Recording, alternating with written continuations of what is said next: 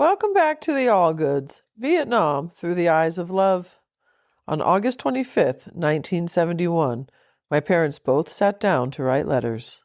My dad was in Vietnam, dealing with monsoon weather and flights to Saigon, but his thoughts were never far from my mom. He tells her how much he misses her, how R&R feels so close he can hardly stand it, and he drops a quarter in the pot for the little one. Meanwhile, in Miami, my mom was spending her last day before heading back to San Antonio. She wrote what she would be her final letter from Miami, playful, intimate, and filled with reflections about their first year of marriage, their baby kicking, and her excitement about Hawaii. Let's start with my dad's letter. 25 August, 71. Dearest Sarah, dear precious darling, how are you on your last day in Miami? I know that you have had a good stay. I even bet that you are not really ready to go back to San Antonio. But when you get this, you will have been back about a week. I hope the flight was enjoyable. Well, today was supposed to be a day off for me. I got up at 8 a.m. A sergeant from Nellis had to get from Saigon to here, so I went down to get him about 10 a.m. I love you, precious. We flew to Saigon and back. Boy, the weather here is really in the monsoon season. It's hot and muggy. Sun shows itself about an hour a day. The rest of the time, rainy storms and low clouds. Sort of depressing. I then went to the hooch, cleaned up, and went to get a sweet letter from my wife, and then to the movie to see Richard Barton in Raid on Rommel, of all things, a war picture. Went to the hooch and listened to some music and drank some scotch. I am now grooving to my love and about to go seepy. I love you, my little chickadee. You're so precious. Sarah, I have really missed you more the last few weeks. I guess because I know that R&R is closer. Don't get me wrong. I love and miss you so much each day. I don't know how I can miss you any more, but I do. I love you with all of my heart, Sarah Jane. How is our little one? In 2 days you'll get another checkup. I know all is well with my two loves. Baby, I am tired and sleepy. I will put a quarter in the pot for our little one and then sleep. Always sleep warm in our love. Love, Dick. Hugs and kisses. Oh, that was my dad in Vietnam, tired from the day, grooving to music in the hooch, and missing my mom and their baby, me, more with each passing week. Now we turn to Sarah in Miami, writing her last letter before heading back to San Antonio. It's playful, it's tender, and it shows just how much she longed to be with him. She missed him so much. 25 August, Wednesday. My little chickie. I love you. We've now been united as 1 year and 3 days. How about that? That makes me even happier than 1 year, right? Did you have a good day? I hope so.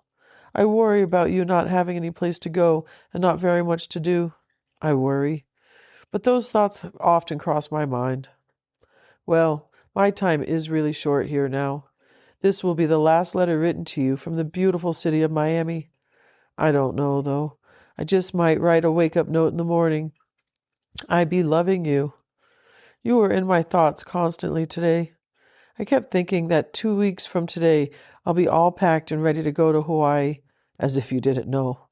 And I'm spending the day resting as I promised so I can wait and meet my one and only love and husband. Baby, to be honest, that's all I can get my mind on. I hope you're as excited as I am. Ha! Dick and I were talking today. He said if I thought I was lonely, just multiply my feelings about 4 times, and that might be able to match yours. You know, I know he's right. I just hate to think about it. It only makes me hurt that much more. I love you. Gotcha. Said it first. Got up around 9. Had toast. To the mailman. I only wanted to mail your letter because I got my last letter yesterday. The postman was kidding me about all the mail and not having any today. I told him you didn't love me anymore. He asked then why I was still writing to you. I told him the truth. Then I came back to the apartment, and then to the pool. Dick came home for lunch and decided to take the afternoon off since it was my last. We played Tonk. Dick really gave me the shit about my hands looking like a Negro's, black on the top and white between the fingers and on the bottom of my feet, too. I hope I can keep it until Hawaii. If it isn't too hot in San Antonio, I should be able to handle that. We came in, had a couple of the drinks, watched TV, then I packed. I kind of hated to pack because I know it's really coming to an end. Baby, I tried the dress in black and white striped. It had been long time, the one I wore down. Well, I couldn't believe it. The damn thing will not even reach across the boobs. I knew I was bigger, but I couldn't believe how much. No wonder I had to get a new swimsuit. After I packed, I did my nails. I'm going to get up early in the morning and do my hair. My plane doesn't leave until 2. Terry is going to take me to the airport. Terry, Judy, and I are going to lunch first. This way, Dick won't have to leave work. I kinda hate to leave. And again, I'll be glad to be at home, see the team at home too. I only wish our friends from San Antonio lived in Miami. That would be batting 1,000. If the next 2 weeks will go as rapidly as the last 2, we're home free. Oh, you won't believe what I did this afternoon. When I was taking a bath and shaving my legs, I went crazy. Well, all the hair on my legs had bleached out so blonde, it looks like the hair on your arms against dark background. So I shaved it off. Well, I did, and it looks better too. No, I didn't trim your pussy. I left it alone. Remember that, as if I had to ask. I know you do. Jeez.